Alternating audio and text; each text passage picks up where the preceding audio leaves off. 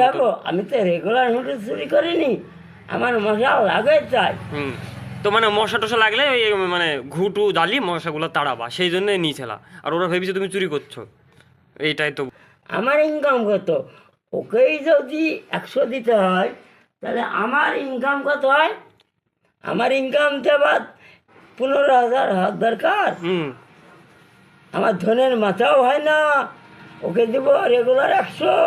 তোমাকে বাঁচা বেঁধে সব কিছু থেকে তুমি ধরো ঘুটু চুরি করতে গেলা, কেউ ধরো মারলো, তখন তোমাকে বাঁচা বেঁধে তোমার বদলে ও মাঠটা খেয়ে নিবে। আর আমি তখন দোকান নিয়ে বসেছি, আমি তোমাকে আর বাঁচাতে পারবো না। আর মিষ্টি মিষ্টি মিষ্টি কেউ দিল না, কিনলা? কিনলাম। বাহ, খুব ভালো। ও এটা দেখ, সেরা সেরা।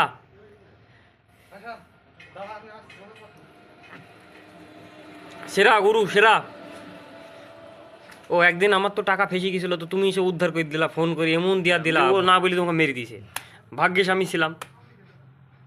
তাহলে আমাকে তো থ্যাঙ্কস জানানোর দরকার, একটা ইংলিশে ভালো করে থ্যাঙ্কস জানি দাও তুমি। আমি কি এই বাবা আমি কি রেগুলার পার ডে ঘুটু ওই ধরনের ঘুটু আমি কেন চুরি করতে দেবো বল? কিন্তু জিতেন বলছিল যে তুমি ঘুটু চুরি করছিলা। তুমি কিন্তু সব ছবি যাচ্ছে, এই পুরো ভাইরাল হয়ে যাবে। না অনেক রাত হয়ে গেছে। তোমাকে বউ মারবে কিন্তু এখন বাড়ি গেলে, সাবধানে যাও। বউ তোমাকে বকে বা।